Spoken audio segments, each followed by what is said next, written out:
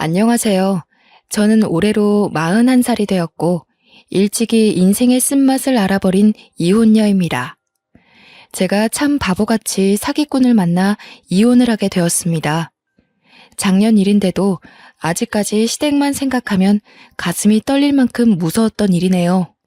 결혼은 행복과 불행의 기로라고만 생각했는데 공포가 될 수도 있다는 걸 제가 마침 겪었습니다.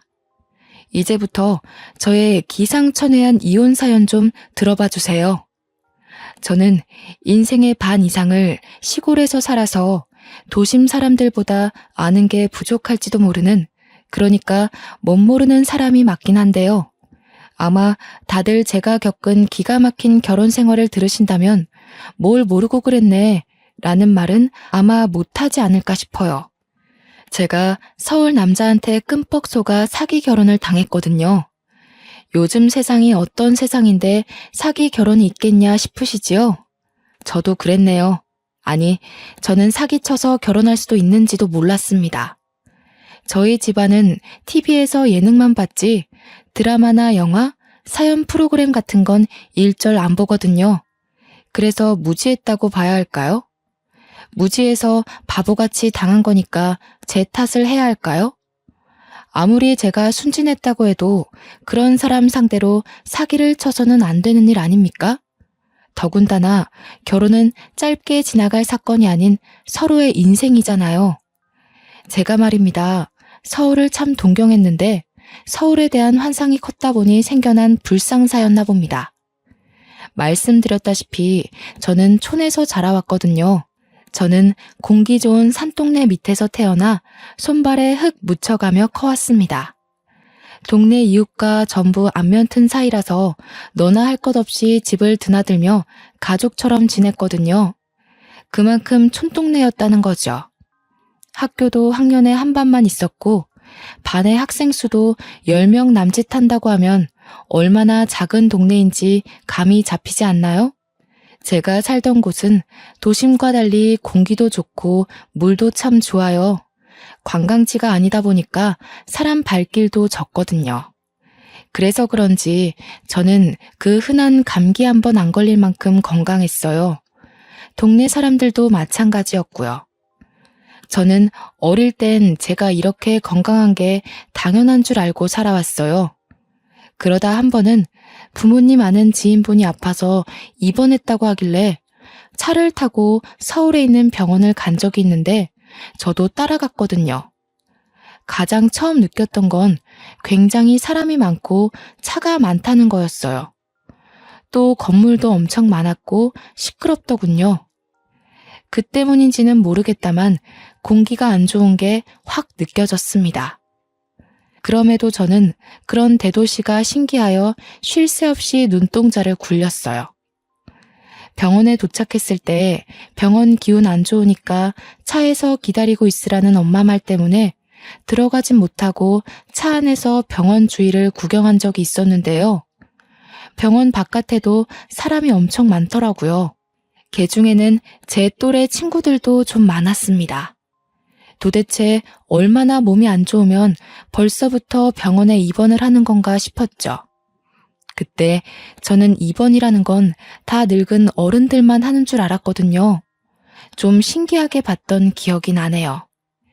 그렇게 아빠, 엄마랑 서울에서 밥까지 먹고 집으로 돌아왔습니다. 창밖을 한참이나 눈에 담느라 집에 돌아올 때는 눈이 너무 피로해서 난생 처음 눈 마사지를 했었죠. 그리고 저는 마음가짐이 변해갔어요. 서울을 처음 보고 난 후부터 한 번도 촌동네에서 자라는 것에 불만을 가져본 적이 없는데 계속 마음 한구석이 아쉽더라고요. 그 이유를 저는 모르지 않았습니다. 당연히 대도시의 그 많은 사람들처럼 저도 그 틈에 끼어서 문화생활을 하고 바쁘게 살고 싶다는 생각을 했기 때문이라는 걸 잘 알았거든요. 피로했는데도 불구하고 또 서울이 가고 싶은 거면 말 다 했죠. 그래서 저는 어른이 되면 꼭 서울에서 살겠다고 다짐을 했습니다. 그 첫 번째 목표가 바로 서울에 있는 대학을 가는 것이었는데요. 부모님 말로는 서울 가서 적응하고 공부하려면 지금부터 공부 열심히 해야 된다길래 정말 열심히 공부했어요. 저는 원래부터 우리 반에서 꽤 공부를 잘하는 편이었기에 기고만장해 있었는데 10명 남짓인 학교에서 공부 잘해봤자 도시 애들의 수준에는 많이 못 미쳤다는 걸 수능 보고 깨달았죠. 좌절하고 말았어요. 그렇게 서울로 대학 가는 건 실패했고 한참을 기죽어 있다가 목표를 바꾸는 걸로 다시 길을 필 수 있었어요. 바로 직장을 서울로 구하는 것이었죠. 이미 한 번 실패를 겪었기에 두 번의 실수는 하지 않으려고 정말 노력을 많이 했고 흔한 자격증도 땄습니다. 그리고는 대학을 졸업한 후 관련 전공 직장에 지원서를 이곳저곳 많이 넣었어요. 운 좋게도 저는 졸업하자마자 서울 직장에 합격을 하게 되었고요. 처음 발을 들이게 된 곳이 바로 장애인 복지시설이었어요. 행정학을 전공했던 저는 그곳에서 복지사가 아닌 보조 사무직 채용이 된 거였는데요. 비록 보조이고 작은 일부터 시작하는 거지만 그래도 저는 서울에 직장을 구할 수 있어서 기쁘기만 했습니다. 그렇게 들어간 복지시설에서 저는 새로운 세상을 경험했어요. 제가 몸이 불편하신 분들을 직접 관리하는 건 아니었다만 같은 공간에 있다 보니 보고 듣는 게 많았거든요. 생각보다 온전치 못한 분들이 많은 겁니다. 겨우 하나의 구에 소속된 작은 시설임에도 이렇게 수많은 장애인 이용자들이 있다는 게 그땐 좀 놀라웠죠. 신체 장애뿐만 아니라 지적 지체, 시각장애, 청각장애, 자폐, 안면 등 부류가 참 많기도 했어요. 아프고 불편한 사람들은 생각보다 많고 그렇다 보니 병치레 없이 건강하게 다니는 바깥의 비장애인 분들은 정말 운 좋은 삶을 살고 있는 거더라고요. 한 번은 그런 생각이 들었어요. 실례일 수 있겠다만 장애인 분들을 보면서 제가 여태 감기 한 번 안 걸리고 건강하게 살 수 있는 것이 문득 감사했다는 거죠. 그러면서 동시에 드는 마음은 제가 할 수 있는 선에서 최대한 도와드리고 어울리고 싶다는 생각이었어요. 차라리 복지사가 될 걸 그랬나 싶을 정도로 장애인 분들에게 베풀고 싶은 제 마음은 진심이었습니다. 저는 복지사도 아닌데 복지사분들이 하는 행동거지를 혼자서 어깨 넘어 배운 뒤에 이용자들과 금방 친해졌어요. 그게 같이 일하는 동료 직원들 눈에도 보였나 봅니다. 저를 좋게 봐주셔서 모두와 빨리 친해질 수 있게 되었어요. 복지사분 중에서는 저와 같은 또래의 씩씩하고 싹싹한 남자분이 계셨는데요. 제가 바로 이분을 보고 배워서 시설 이용자들과 친해진 거였어요. 그 사람이 미래의 제 남편이 될 줄은 몰랐네요. 이때만 해도요. 그때 남편은 다른 복지사들 중에서도 유독 장애인들 관리에 참 능숙했습니다. 보면서 저도 저렇게 몸 불편한 사람들을 편견 없는 시선으로 보면서 도움을 주는 데에 적극적인 사람이 되고 싶어 남편을 더 유심히 봤는데요. 그게 좋아하는 마음으로 연결될 줄 누가 알았겠습니까? 시설이 좀 작은 규모라서 몇 없는 동료들과 더 친해지기 쉬웠는데 남편은 원래도 밝은 성격인지 신입이라 잘 모르는 저를 위해 처음부터 많이 알려주더군요. 남편과 말을 섞을 기회가 점점 늘어났습니다. 한날은 제가 촌에서 왔다니까 남편이 그 동네 공기 좋지 않냐면서 자기도 한번 놀러 갔었는데 너무 좋았다고 우리 동네 칭찬을 막 해주는 겁니다. 원래 그렇잖아요. 외국인이 한국에 관심 주고 좋아라 해주면 그 외국인에게 마음이 열리는 것처럼 저는 남편이 더없이 좋아졌죠. 저는 남편의 친절에 적극 보답하며 제 마음을 계속 표현했어요. 특히 남편이 직업에 임하는 마인드가 참 존경스러웠는데 일하는 남자가 멋있다는 게 이런 거구나 싶더라고요. 이수씨, 장기기증이라고 들어봤죠? 제가 그걸 성인이 되고 바로 신청했거든요. 나중에 죽으면 제 몸 바쳐서 이렇게 불편하신 분들 도움드리고 싶어서요.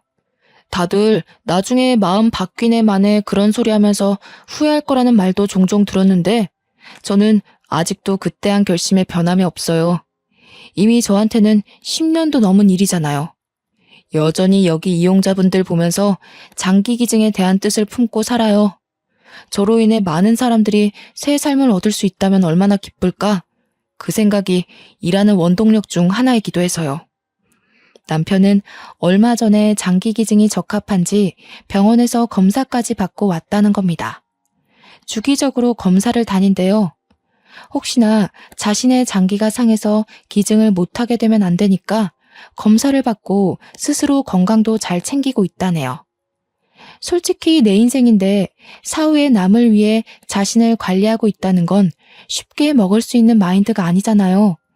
좀 과장해서 하늘에서 내려온 천사가 아닌가 싶을 만큼 남편의 무한한 아량에 감탄을 했습니다. 저는 그곳에서 처음으로 누군가를 존경한다는 마음을 느껴보았어요. 그게 남편이었다는 거지요. 그리고 그 일은 남편을 향한 감정에 설렘을 더해주는 일이 되었습니다. 그렇게 저와 남편은 점점 더 가까워졌어요. 제가 남편을 잘 따르는 것도 있었고 남편이 저를 잘 받아주는 것도 있었거든요. 제가 30살이 되고 보조에서 일반직으로 전환될 때까지도 남편과 저는 사이가 참 좋았어요. 가끔씩 퇴근하고 술 한잔 기울이는 사이가 되었을 만큼요. 저는 남편이 복지사라 상대방을 대응하는 방법이 유능해서 대화가 잘 통하고 잘 맞는 줄 알았는데 그게 아니더라고요. 근데 이수 씨, 그거 아세요? 이수 씨는 눈이 참 예뻐요. 좋은 동네에서 살아서 그런가 피부도 좋으시고. 제가 눈 예쁜 사람을 특히 좋아하는데 그래서 자꾸 이수 씨랑 같이 있고 싶나 봐요. 제가 자꾸 술 마시자고 해서 귀찮았죠. 저도 누구한테 이 정도로 마음을 표현해보는 게 처음이라 좀 서툴러서 그래요. 아무래도 좋아하는 사람 앞에서는 다들 그럴 테니까 좀 이해해줘요. 느닷없이 술 먹다가 고백을 하는데 그 당시 몇 잔 기울인 것도 아니었거든요. 그런데 저랑 같은 마음을 표현해주니까 제가 안 넘어가고 버틸 수가 있나요? 연애를 몰랐던 저는 남편이 해주는 칭찬에 특히나 더 크게 흔들렸고 아주 자연스럽게 저희는 연애를 시작하게 되었습니다. 사귀고 나서는 결혼까지 정말 속전속결이었어요. 한 3개월 만났나? 남편이 빨리 결혼해서 매일 얼굴 보며 지내고 싶다고 조르는 날이 많아지더라고요. 결혼이 연애처럼 쉽게 결정할 일은 아니니까 좀 겁이 나긴 했는데 저도 남편이 너무 좋아서 매일 같이 있고 싶었어요. 저도 언젠가 결혼을 해야 할 텐데 만약 한다면 남편처럼 존경할 수 있는 사람이 배우자가 되면 좋겠다 싶더군요. 그래서 결혼을 했죠. 남편은 서울 토박이라서 나이 30 후반이 될 때까지 한 번도 독립을 해본 적이 없다고 결혼을 하고 나서도 시댁에서 지내는 거 괜찮냐고 묻대요. 좀 망설이고 있었더니 남편이 뒤이어서 하는 말이 저는 합가를 승낙할 수밖에 없었어요. 너도 알지? 우리 아빠가 시각 장애인이시잖아. 좀 오래됐는데 우리 가족 먹여 살리려다가 변을 당하신 거라서 나는 내 탓도 있다고 보거든. 그래서 아빠를 엄마 손에만 맡겨놓을 수가 없겠더라고. 나도 아빠가 눈을 잃은 거에 책임이 있는데 나만 집 나와서 편하게 살 순 없잖아. 엄마도 혼자서 마음고생 심할 텐데. 내가 어른이 됐으면 그걸 자유라고 누릴 게 아니라 이젠 내가 우리 가족을 지키는 가장이 되어야겠다고 생각했지. 그래서 지금까지 독립 필요성을 못 느꼈던 거야. 결혼하기 전에 시아버지가 시각장애인 2급이라는 건 알고 결혼을 했다만 합가 얘기랑 그 이유에 대해서는 처음 들었습니다. 시아버지가 노동일을 하다가 눈을 다쳐서 그렇게 된 거라고 들었거든요. 빛이나 형태 정도만 감지할 수 있다고 하네요.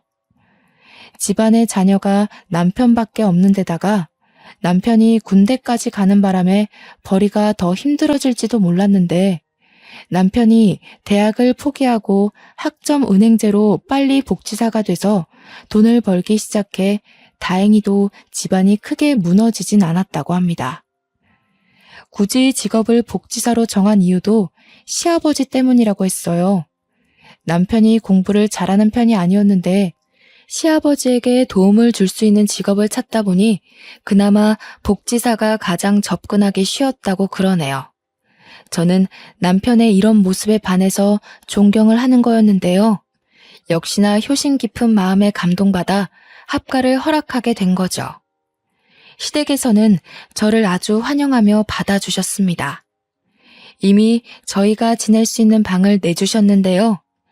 큰 집도 아닌데 안방을 저희한테 내주신 거 아니겠습니까? 이건 젊은 사람으로서 도리가 아닌 것 같아 시어머니께 말했는데요. 신혼인데 제대로 즐기지도 못하고 이런 코딱지만한 집에 들어와 살게 생겼는데 안방은 당연히 내줘야지. 더 못해줘서 마음 안 좋다고 했잖니. 앞으로도 우리가 너한테 해줄 수 있는 게 많이 없어. 그리고 내 아들이 이제 네 남편이 됐잖아. 그렇다 하더라도 시애비 눈이 절해서 계속 돈이 들어갈 텐데 그 돈을 너희한테 안 줘도 된다고는 우리가 말 못하거든. 염치 없지만 우리는 아들한테 계속 생활비를 받아야 하는 입장이니까 너희한테 최대한 해줄 수 있는 게 고작 이런 것뿐이야. 그러니 받아주면 안 되겠니? 시어머니가 이렇게 부탁하게 만들려고 안방을 나가겠다 말한 게 아니었거든요. 그런데 시어머니가 너무 미안해하며 사정하며 부탁을 하니 더 이상 거절하는 것도 예의가 아니라고 생각했죠. 하는 수 없이 저희 부부는 제일 넓은 안방을 사용하게 되었고 시어머니와 시아버지는 화장실 옆에 있는 작은 방을 이용하게 되었습니다. 그래서 저는 더더욱 시부모를 잘 모셨습니다. 시키지 않아도 집안일을 열심히 도맡았고 남편이 마련한 생활비에 제 돈까지 보태어 시부모님의 진심에 보답했답니다. 한날은 안방에서 잠을 자기 전이었는데요. 내일이 주말이다 보니까 남편도 저도 일부러 늦게까지 불을 켜고 대화를 하며 놀았어요. 그러다 보니 자연스레 집안 얘기가 나오게 되었고 남편은 시아버지 얘기를 꺼내게 되었죠. 마음 같아선 내 각막이라도 떼내서 아빠한테 주고 싶은데 아빠가 창창한 젊은이 앞길 막을 일 있냐고 화를 얼마나 내시던지. 너무 완강하셔서 시도조차 못했어. 자기는 늙어서 더 이상 쓸모도 없고 이대로 안 보여도 상관없다고. 집이 잘 사는 것도 아닌데 누군가 일을 해야 한다면 젊은 내가 해야 하는 게 맞지 않냐고 하시는데 할 말이 없더라고.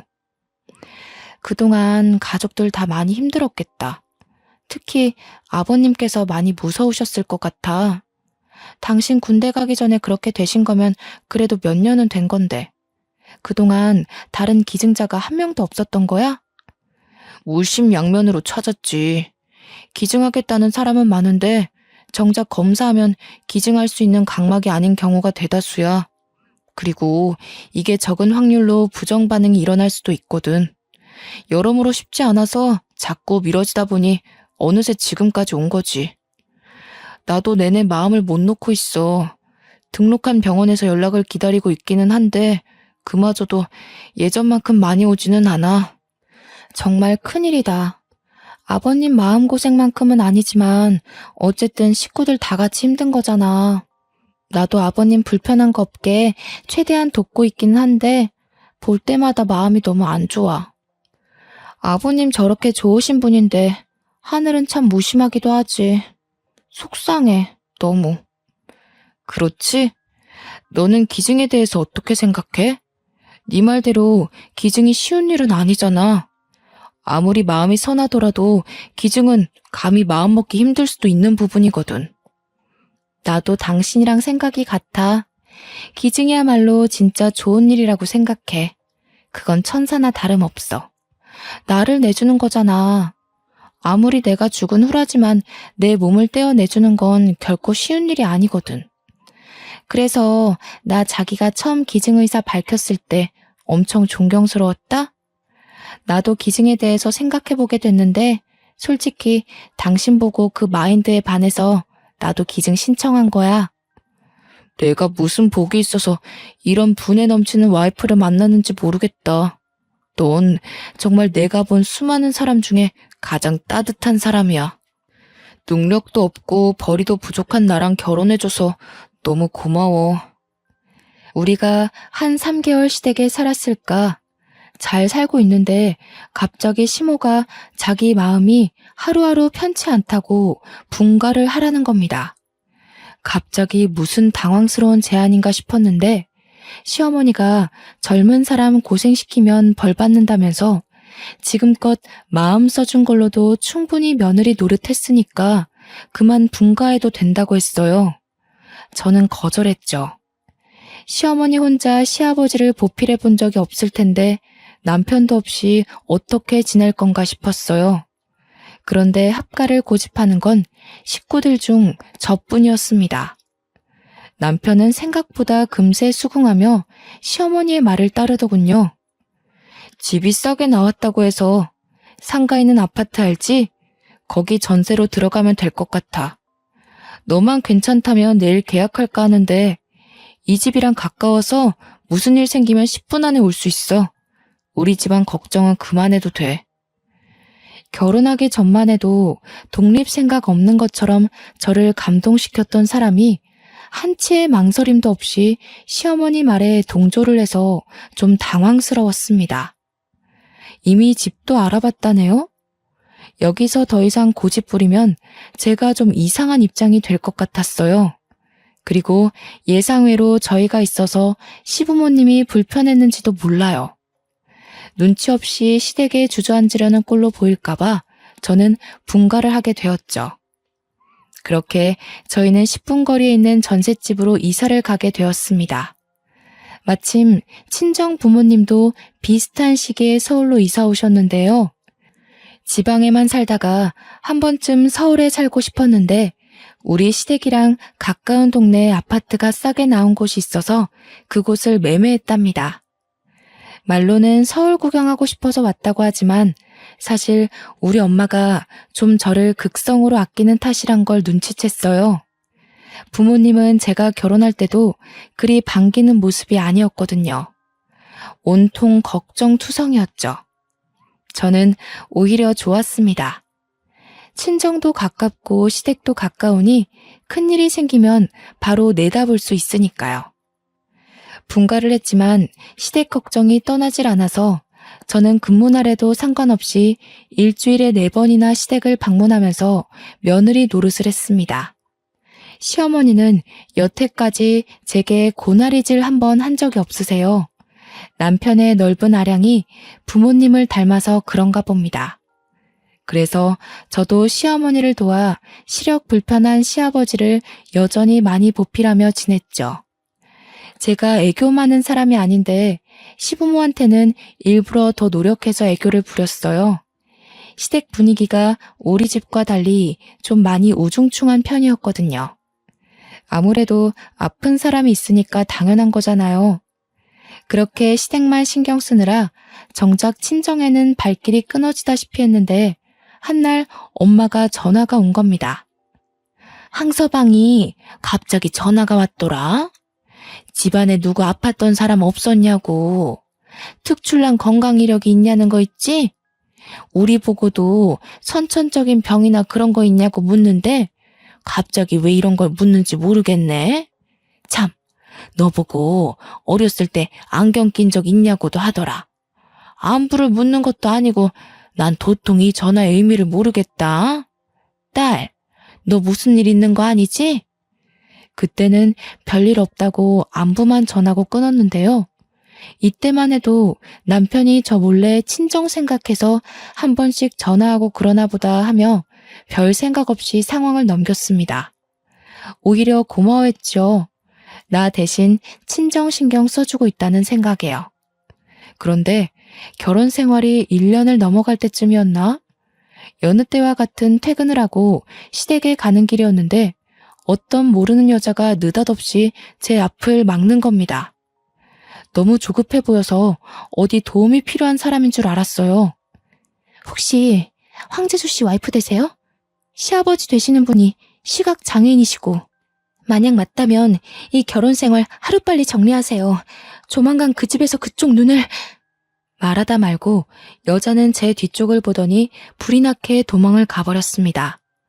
그때가 남편이 주차를 끝내고 오던 차였는데 남편을 보고 도망간 것 같아요. 황재수. 그건 제 남편 이름이 맞는데 저 여자는 뭘까 싶어서 멍 때렸어요.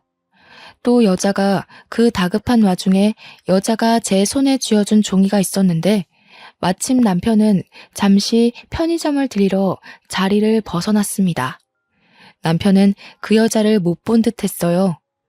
남편이 자리를 비우자 저는 종이를 볼 수 있었는데요.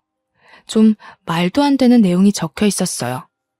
자기는 내 남편의 전부인이라는 말로 시작되는 메시지였고 쪽지 내용의 절반 이상은 남편이 아닌 시아버지의 이야기였습니다. 시아버지가 각막 이식을 받아야 하는데 마땅한 기증자가 없어서 그걸 며느리 될 사람으로 대신 찾고 있다고. 혹시 건강 이상에 가족력을 묻지 않더냐면서 기증 의사를 묻는 질문을 하지 않더냐고 갈수록 나한테 눈 얘기만 할 거라면서 그리고 결정적인 틈을 봐서 시아버지가 나중에 나한테 눈 한쪽만 주면 안 되겠냐고 얘기하는 날이 있을 거라고 이런 희한한 얘기의 쪽지였죠. 모르는 여자가 갑자기 주고 간 쪽지에 이런 이상한 소리가 적혀 있는데 이걸 곧이곧대로 믿는 사람이 몇이나 될까요? 저는 그 당시만 해도 시댁을 좋아했고 여전히 존경스러운 남편을 사랑했어요. 그래서 이 쪽지가 마냥 저주의 장난처럼 느껴졌죠. 그런데 말입니다. 그 어처구니 없는 쪽지 하나 때문에 제 결혼 생활이 제대로 균열이 생기기 시작했다는 겁니다. 그 후로 우선은 이 불쾌한 쪽지를 남편한테 비밀로 했다간 희한하게도 그 쪽지가 매사에 마음에 걸려 있었거든요. 그러는 와중에 한날은 시부모가 저한테 여느 때처럼 칭찬을 해주는데요. 그게 좀 이상하게 들리더라고요. 아가 너도 우리 아들처럼 효심이 참 깊구나. 사돈댁에서도 이런 착한 딸 둬서 호강 많이 했겠어. 부모님 다 건강하시고 그런 산 좋고 물 좋은 동네에서 얼마나 깨끗하게 자랐겠니. 참 좋은 데서 나고 컸다 아가. 내 말이 그 말이에요. 처음에 봤을 때 새아기 눈빛이 얼마나 깨끗하고 예쁘던지. 당신도 직접 봐야 할 텐데 참 아쉬워요. 그런데 새아가, 너는 젊어서 그런 거니? 어쩜 이렇게 눈빛이 초롱초롱하니? 네 시아버지도 눈 멀쩡할 때 눈이 참 초롱초롱했거든. 딱 너처럼 사람이 봤을 때 눈이 제일 먼저 보일 만큼 말이야. 제가 예민한 걸까요? 이때뿐만이 아니었는데요. 어느 순간부터 시부모가 나만 보면 눈 얘기를 하곤 했는데 처음엔 솔직히 그날의 쪽지 때문에 예민한 거라고 생각하며 넘겼습니다. 그러나 시간이 지날수록 쪽지 때문에 착각하는 수준이 아니게 된 겁니다. 보통 한두 번 칭찬했으면 그만할 법도 하지 않습니까? 그런데 시부모는 제가 일주일 4번 시댁을 방문할 때마다 똑같은 눈 얘기를 또 하고 또 하고 또 하고 나중에는 칭찬이란 걸 알아도 불편하기까지 하더군요. 그러던 어느 날 제가 본격적으로 쪽지를 다시 꺼내본 계기가 있었는데 또 시댁에 들려서 한 소리 들었을 때였습니다. 제가 너무 착하고 순해서 아무것도 모르는 사람처럼 보였는지 특히 시어머니가 점차 노골적으로 말을 꺼내기 시작하더군요. 아가, 너는 네 시애비가 참 불쌍하지 않니? 한쪽이라도 보이면 참 좋겠는데. 내가 어제 뉴스를 보는데 요새는 별의별 효도가 다 있나 보더라. 앞 안 보이는 부모를 위해서 한쪽 눈으로 살아가는 자녀들도 꽤 많더라고. 자기 눈 한쪽을 부모한테 떡하니 바친 거지. 아무리 부모 자식 사이지만 그게 어디 쉬운 일이니? 그래도 애들이 얼마나 착하고 바람직하면 어른을 그렇게 공경할까? 난 참 어른 공경하는 사람들이 좋더라. 그래서 내가 새아가를 좋아해. 젊은 사람 같지 않게 참 바르고 착해서. 저는 평소에도 남편 없이 시댁에 오는 날이 많았는데요. 저만 보면 눈 얘기하려고 기다렸던 사람처럼 덤벼드는 시부모 때문에 점차 시댁 오는 걸음이 망설여지더라고요. 솔직히 말하면 무서웠어요. 그래서 다시 본 거예요, 그 쪽지를. 그런데 이건 좋게 돌려서 생각하려 해도 제 상황이 정말 쪽지대로 흘러가는 것 같았죠. 하지만 이상하잖아요. 시댁에서 기증자를 찾기 위해 며느리를 삼다뇨. 세상에 이런 일이 있을 수가 있다는 말이에요? 저는 이미 두려움이 생겨버렸지만 애써 현실성 없는 얘기라고 믿고 싶었습니다. 그러나 이젠 정말 진실을 앞에 두고 외면할 수가 없더군요. 시부모는 이런 얘기를 남편이 있는 자리에서도 거리낌 없이 하기 시작했는데 예전부터 남편한테 말할까 말까 했던 제 입장에선 다행이라고 생각했거든요. 그런데 남편 하는 말이 저를 더 소름 돋게 하는 거 있죠? 이수도 나중에 기증할 생각이 있다고 하더라고. 근데 각막은 웬만해선 사후에 기증을 하지 생전엔 어려워. 지수는 나보다 더 어려서 한참 사회생활 할 때인데 아무래도 좀 그렇잖아. 아니더라니까. 내가 뉴스를 매일 보잖아. 생전에 한쪽만 기증한 애들도 한가득이더라. 마음 씀씀이가 좋은 애들이 그러겠지. 그래도 애미는 솔직히 저런 애들 하나도 안 부럽다. 10자식 있으면 뭐해. 내 눈에는 우리 며느리가 최고로 착하고 야무진걸. 아직 이수랑 정식으로 얘기해본 것도 아니야. 아무리 기증 의사가 있다고 하더라도 그런 식으로 하면 불편해. 괜히 부담 주고 그러지 마. 그러게 내가 한쪽 준다니까 아빠는 계속 거절해선. 아, 그런데 내가 요즘 시력이 많이 안 좋아졌어. 검사해서 기증 가능한지 다시 알아봐야 돼. 이수는 다행히 기증이 가능하더라고. 서울이랑 촌이 다른 게 여기서 차이가 나나 봐. 어디서 이렇게 예쁜 아이가 우리 집에 들어왔을까? 며느리가 눈이 건강해서 얼마나 다행인지 몰라. 그치요, 재수 아빠? 재수 아빠는 참 복도 좋아. 심성 고운 며느리 둬서. 그 당시 제가 검사를 받은 이유는 남편을 존경하기도 했고 남편처럼 저도 사후에 장기기증 신청을 하고 싶어서가 맞아요. 검사 받기까지 온전한 제 의지였다고요. 당연히 남편의 행동들이 제 눈에 옳고 참된 일처럼 보였으니까 그랬다고요. 그런데 대체 이게 무슨 대화랍니까? 제가 착각한 거라고 예민했다고 봐야 하는 걸까요? 저는 시아버지한테 제 눈을 바치기 위해 검사를 받은 게 아닙니다. 그런데 왜 계속 분위기가 그렇게 흘러가는지 모르겠어요. 시부모는 이미 왜인지 모를 확신을 갖고 있는 모습이었는데 도통 왜 저러는지 몰랐습니다. 이렇게 분위기가 주는 압박에서 저는 지난날 받은 그 황당한 쪽지가 사실이었단 걸 명확히 느끼게 된 거죠. 모든 걸 돌이켜보니 남편이 제게 보였던 마음들, 그것마저 다르게 해석되더라고요. 남편이 나보고 눈이 예쁘다고 한 것도, 공기 좋은 데서 잘 컸다고 한 것도, 기증에 관한 의사를 물어본 것도, 친정을 들여다봐주는 것도 전부 다 그저 시아버지 각막이식 때문이었구나 하고, 시댁한테는 이미 모든 정이 떨어졌고 남편한테는 배신감이 치솟기 시작했어요. 이 쪽지가 사실이라면 쪽지를 주고 간 전처의 존재도 사실이라는 건데 보니까 전처는 그날 남편을 보고 먼저 도망을 쳤었어요. 그렇다는 건 전처도 이런 상황을 겪고 무서워서 이혼을 했다는 거잖아요. 근데 그 이혼 사실이 서류에 없었다는 건 혼인신고를 안 했다는 뜻으로 이어지겠죠. 생각을 할수록 숨이 막히더군요. 그렇게 누구한테 털어놓지도 못하고 혼자서 끙끙 앓기만 하다가 또 한 번 시댁을 가게 되었습니다. 평소에도 시댁에서 같이 식사하는 자리는 많았는데요. 그런데 그날이 제가 참지 못하고 시댁을 박차고 나와서 이혼까지 생각하게 된 계기였죠. 세아가, 어디 아픈 건 아니지? 이번 주 내내 통 얼굴 빛으로 안 와서 걱정 많이 했어. 몸이 안 좋은 거야? 그 건강하던 애가 무슨 일이라니? 서울 생활에 탈이라도 나서 그러나? 당신 엄마 아빠 보러 안 왔어? 일주일가량 꼬박 들리던 사람이 갑자기 왜? 몸이 진짜 안 좋아서 그래? 병원 갈까? 안 좋으면 나한테 말을 하지 그랬어. 어디가 안 좋은데? 새아기 몸이 안 좋으면 안 되지. 저녁은 됐으니까 얼른 며느라기 데리고 병원이나 다녀오너라. 우리 집안에 들어온 귀한 식구인데 남의 자식 아프게 만들어서야 되겠나. 어여 병원 가. 우리는 괜찮으니까.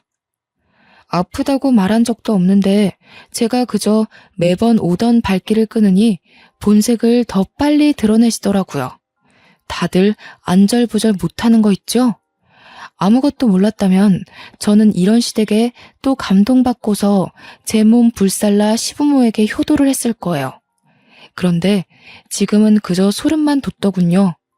숨통이 갑갑한 걸 겨우 참고 저는 괜찮다며 저녁 식사 앞에 앉았습니다.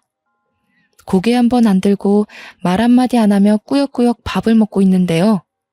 조용하던 집안에 시어머니가 찬물을 끼얹는 거 아니겠습니까? 새아가, 네가 나이가 이제 막 40이 됐지? 그럼 그렇게 막 젊지도 않다. 여자들은 경제생활 그리 길게 안 해도 되거든. 든든한 남편이 먹여 살려줄 텐데 벌이 걱정은 더 할 필요가 없단 말이지. 너희들도 이제 아이 가질 준비를 해야 하니까 일도 차차 정리하는 게 어떠니? 일을 정리하라고요? 멀쩡히 잘 다니고 있을 일을 갑자기 왜 정리하나요? 아직 아이가 생긴 것도 아니고 남편은 아이 생각이 없다고 해서 저도 그렇게 따르고 있었는데요. 옛날이야 그랬지. 요즘엔 얘도 지 새끼 낳고 싶은데 너 몸 걱정해서 말 못하고 있더라고. 다음 달부터 임신 준비하도록 하고 일은 그만 정리하는 게 좋겠다. 그래서 말인데 어차피 앞으로 육아하면서 집에서만 지낼 건데 혹시 네 시애비한테 각막 한쪽만 기증할 생각 없니? 그럼 우리가 정말 평생 은혜 갚을게. 손주도 너 힘들다고 하면 우리가 다 키울게. 그런 건 걱정 말어. 그래, 내가 자기 극진히 보살펴줄게. 우리 아빠 앞만 보이면 잘 살아가실 분이셔. 우리 도움 같은 건 전혀 필요 없으실 거라 나는 온전히 당신만 신경 쓸 수 있거든. 내가 정말 공주처럼 보살필 수 있어. 옆에서 시아버지는 말없이 식사만 했고 옆에 앉은 시어머니가 제 손을 잡으며 말하는데 남편이 저를 아이처럼 어르고 달래는 겁니다. 그 순간 저는 시댁에 있는 게 너무 무서워서 밥 먹다 말고 그 집에서 나와버렸습니다. 집으로 가는 길이 10분인데 친정으로 가는 길은 한 15분 정도 걸리거든요. 그런데 그 짧은 거리의 밤길마저 공포스럽더라고요. 너무 무서워서 엄마한테 전화하려고 했어요. 그때 남편이 뒤늦게 쫓아와 제 앞을 막더군요. 뭐야? 무슨 일인데? 갑자기 밥 먹다 말고 어디 가냐고. 내가 몇 번을 불렀는지 알아? 집에 엄마 아빠도 놀라서 나오려는 걸 내가 잠깐만 기다리라고 했어. 갑자기 왜 이래? 이제 그만 솔직하게 말해줘. 당신 나 만나기 전에 결혼했었어? 당신 지금 기증자 필요해서 나랑 결혼한 거야? 내가 촌에 산다고 하니까 내 눈이 건강해 보여서 나한테 접근한 거야? 뭐? 뜬금없이 무슨 말이야. 하나도 이해 못하겠거든? 여기서 이러지 말고 일단 안에 들어가자. 우리 부모님 놀라서 기다리고 있어. 가서 별일 아니라고 해명해. 좀 놔. 어떤 여자가 날 찾아왔었어. 당신 이름 얘기하면서 전부인이라고 하더라. 그런데 그러면서 하는 말이 뭔 줄 알아? 내가 정말 아직도 소름이 돋아서 저는 손을 떨어가며 주머니에서 쪽지를 꺼내 남편한테 주었습니다. 그 쪽지를 혹여나 들킬까봐 내내 몸에 지니고 다녀서 바로 건넬 수 있었어요. 남편은 그걸 읽어보더니 꽤나 당황하더군요. 제발 솔직하게 말해. 나랑 결혼한 이유도 아버님 각막 이식 때문이었어? 친정에 전화해서 우리 부모님 건강 이력 물어본 것도 이식 때문에 그런 거야? 몇 년을 시댁이랑 입 맞춰서 날 속인 거야? 무슨 소리야? 어디서 이런 말 같지도 않은 메모를 들고 와서 난리야? 고작 이런 것 때문에 지금 나랑 우리 부모님을 의심하는 거야? 앞뒤 상황은 따져보고 화를 내던가 해야지. 애도 아니고 무작정 이러면 어쩌자는 거야? 내가 틀렸다고? 그 쪽지 내용대로 아까 어머님이 나한테 눈 달라고 한 거 못 봤어? 당신도 나 어르고 달랬잖아. 그거랑 이 쪽지 내용이랑 뭐가 달라? 아닌 게 있어? 똑바로 말해, 고소하기 전에. 제가 세게에 몰아붙이니 남편이 주춤하며 말을 얼버무리기 시작하더군요. 그 꼴이 제가 사기당했다는 걸 그대로 드러내주고 있는 셈이라 눈물이 났어요. 남편을 정말 존경했는데 이런 소름 끼치는 생각을 하는 사람이었다니. 몇 년을 함께한 결혼 생활과 남편을 보면서 느꼈던 무한한 존경심이 무너지는 순간이었습니다. 그때 시어머니 뒤늦게 쫓아왔더라고요. 저는 이왕 할 말을 터뜨린 거 시어머니에게도 망설이지 않고 따졌어요. 어머님, 어떻게 이러실 수가 있으세요? 제가 어머님 아버님께 얼마나 잘했는데요. 저를 고작 기증자로만 생각하고 잘해주셨던 거예요? 남편이 결혼했다는 건 왜 숨기셨어요? 저희 혼인신고 늦게 하라는 것도 다 이런 이유 때문이었어요? 전부인은 기증 안 해줘서 쫓아내신 건가요? 뭐라고? 어머머, 이 말하는 거 좀 봐라. 어른 앞에서 눈 똑바로 뜨고 덤비는 것 좀 봐. 그래, 그랬다. 그게 왜? 같은 식구면 어려울 때 도울 수도 있는 거지. 남 도와주는 건 쉬우면서 식구 도와주는 건 그렇게 싫디? 요즘 애들은 이기적이어서 효도도 할 줄 모르던데. 너도 결국엔 똑같구나. 식구요? 혼인신고도 못하게 해놓고 식구라고요? 절 식구로 생각하긴 하셨어요? 식구로 안 보고 있었던 건 제가 아니라 남편이랑 어머님, 아버님이겠죠.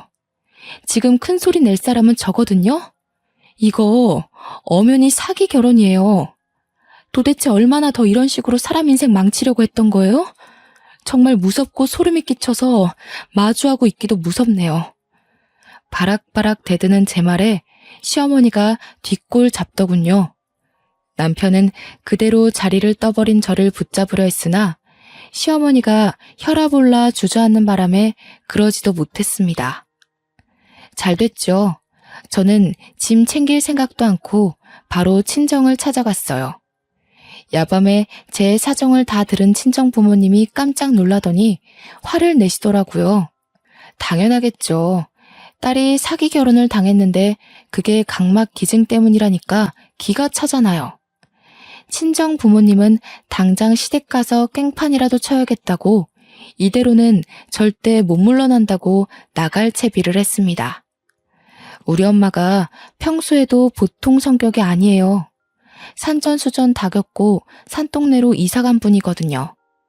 엄마는 가기 전에 봉지에 소금을 한 솥을 담더라고요. 저는 그걸 보고 시댁집에 뿌리려나 보다 그렇게만 생각했어요. 그렇게 다 같이 시댁을 찾아갔는데요. 시모가 제 얼굴을 보더니 바로 문 열더군요. 아까는 내가 너무 놀라서 정신이 없었다. 우리 이식 얘기는 들어와서 찬찬히 해보지 않겠니? 나는 너를 정말 내 새끼처럼 아꼈는데 네가 갑자기 우리를 남처럼 밀어내는 것 같아 서운해서 그랬어. 그래, 우리가 너무 마음의 준비도 없이 이식 얘기를 했지? 지금부터 네 생각 내 생각 공유하면서 이식에 관해 회의를 해보자꾸나. 시어머니는 대놓고 이식 얘기를 하며 아예 저를 기증자로 보고 있었습니다. 그때였어요. 문 뒤에 숨어있던 엄마가 시어머니 말 끝나자마자 시어머니 얼굴에다 소금 냅다 뿌려버리는 거 아니겠어요? 솔직히 깜짝 놀랐습니다. 저는 그냥 집에다가 뿌리는 줄 알았거든요. 이런 정신 나간 여편네가 남의 자식한테 뭐라짓거리는 거야? 뭐? 눈? 눈을 달라 했다고? 미치지 않고서야 그게 심으로써 며느리한테 할 소리야? 어디서 이런 막대 먹은 집안이 굴러들어온 거래? 정말 기가 차서 말도 안 나오려고 하네. 악기가 씌어도 단단히 씌인 거지. 그렇지 않고서야 멀쩡한 사람 눈 뽑아 먹으려고 사기치고 결혼하는 정신 나간 짓은 못하지. 내 귀한 딸 잡아먹으려고 인연이 이 악마 같은 년아. 썩 꺼져! 눈에 소금이 들어간 시어머니는 따갑다고 악다구니를 질렀고 그 소리에 깜짝 놀란 남편이 뛰어와서 계속 소금을 뿌리는 우리 엄마에게 손을 올렸더라고요. 엄마한테 손찌검 하려는 남편을 제가 급히 막았어요. 지금 뭐 하시는 거예요? 아무리 경우가 없어도 그렇지. 나이 먹을 만큼 먹은 사람이 왜 이래요? 장모님 그렇게 안 봤는데 저희 엄마 눈 잘못되면 이거 엄연한 범죄예요? 못 배워먹은 사람도 아니고 뭐 하시는 겁니까? 장모님도 똑같이 만들어드려요? 예? 아무래도 남편이 남자라서 여자 둘이 덤벼도 무리가 있었는데 때마침 주차하고 올라오던 아빠가 남편의 막말을 발견하고 뛰어가서 냅다 남편의 멱살을 잡더니 바닥으로 패대기 쳐버렸습니다. 이런 도른 자식을 봤나? 뭐가 어쩌고 어째? 어디서 버르장머리 없이 지 장모한테 협박질이야? 뭐가 떳떳해서 얼굴 쳐들고 사람을 노려보는 거냐? 남의 자식 눈팔 계획 틀어지니까 이판사판 없다 이거야? 되바라져도 정도껏 되바라져야지. 상놈도 아니고 어디서 주둥아리 함부로 놀려? 아버님, 제 뜻은 그게 아니라 눈이 얼마나 소중한데 남의 어머니 얼굴에다 소금을 뿌리시면 눈이 실명될 수도 있다고요. 이거 범죄인 거 아세요? 범죄? 범죄를 아는 놈이 내 딸 끌어들여서 눈 파먹을 계획을 하고 있어? 분명 우리 딸 데려갈 때 눈물 한 방울 안 흘리게 하겠다고 다짐하지 않았나? 아, 그게 아예 눈을 뽑아버리겠다는 거였어? 어? 이런 끔찍한 놈을 봤나? 너희 집 식구들은 입이 1000개라도 닥치고 있어야 할 판이야. 그 와중에 시아버지는 눈이 안 보이니까 큰 소동이 나도 현관문 쪽으로 나오지 못하더군요. 아빠는 남편에게 마지막으로 한 방 더 먹였는데요. 그렇게 각막 이식해주고 싶으면 아들이 직접 두 쪽 다 해주면 되겠네 하면서 엄마 손에 조금 남은 소금을 앗아가 남편 얼굴에 확 뿌려버린 겁니다. 남편도 자기 엄마처럼 똑같이 따갑다며 소리치다가 앞이 안 보이니까 주저앉으면서 우리 아빠 다리를 잡고 매달리는 거 아니겠습니까? 시어머니는 눈을 씻으러 간 건지 화장실로 들어가서 나와보질 않더군요. 장인어른, 잘못했습니다. 죄송해요. 아무리 급했어도 이수는 건드리면 안 되는 거였는데 정말 죄송합니다. 그렇지만 이수 좋아하는 마음은 진심이에요. 절대 사기친 거 아닙니다. 이수가 싫다고 하면 더 이상 이식 강요할 생각 없었어요. 그냥 의견만 들어보려고 했던 거라고요. 상식을 똥구멍으로 처먹었나? 강요 안 했다는 놈이 우리 딸이 쫄딱 겁먹고 울면서 친정을 찾아오게 해? 무섭다고 살려달라고 해? 너 이 자식 사람 잘못 골라도 한참 잘못 골랐어. 감히 내 자식을 건드린 죗값이야. 다시는 이수 찾아올 생각 말고 위자료나 준비해. 아빠는 마지막으로 남편을 발로 차고서 우리를 데리고 엘리베이터 타고 건물을 나왔습니다. 다행히 낡은 아파트라 복도에 CCTV가 없더라고요. 한 성격하는 우리 부모님 참 못 말리죠. 그래도 덕분에 든든했고 체증이 확 가라앉는 기분이었어요. 왜 진작 말하지 않았을까 후회까지 되더라니까요. 그리고 저는 신혼집에 짐도 다 버리고서 급하게 고향으로 내려와 버렸네요. 부모님도 서울하면 치가 떨린다면서 집을 정리했고 같이 본래 살던 집으로 돌아왔죠. 그 후 남편한테서 오는 연락을 전부 씹었어요. 남편이 제발 얘기 좀 하자고 기증하기 싫으면 안 해도 된다고 전부인처럼 버리지 않겠다고 하는데 이게 사죄하는 사람이 할 소린가요? 이제 보니 존경은 개뿔, 눈앞에 닥친 상황조차 유도리 있게 처리 못하는 맹탕이더라고요. 그 이후 저는 전부인이라는 사람과 얘기를 해보고 싶어 몰래 시댁 근처를 맴돌았지만 아쉽게도 만나지 못했어요. 그렇게 남편과 다시 만난 건 이혼 때문이었고, 남편과 제가 법률혼 관계가 아니라 과정이 까다롭긴 했으나 겨우 승소하여 꽤 시원한 위자료를 받아냈죠. 현재는 고향으로 내려온 지 반개월 정도 되었어요. 어느새 그 일이 작년 일이 되었네요. 그때의 기억이 아직도 생생하게 남아있어서 여전히 서울이 꼴도 보기 싫더군요. 좋았던 추억마저 전 남편 때문에 다 망쳐진 셈인 거죠. 저랑 저희 부모님은 서울 방향으로는 눕지도 않을 지경으로 정내미가 다 떨어졌답니다. 결혼해도 고부간의 갈등이나 있을 줄 알았지 제 각막 탐내는 시댁이 있을 줄 누가 알았겠습니까? 정말 영화라도 한 편 찍은 기분이네요. 앞으로도 사람 참 신중하게 봐야겠더라고요. 다들 사람 사귀는데 뭐든 유념하셔야 해요. 생각보다 상식 없는 분들 덜어 있는 것 같으니까요. 제 영화 같은 사연 좀 재미있으셨나요? 이제는 좀 더 마음을 털어내어 웃을 수 있는 사건으로 찬찬히 날려버릴 생각이에요. 지금까지 제 사연 읽어주느라 고생하셨습니다. 좋은 하루 되세요.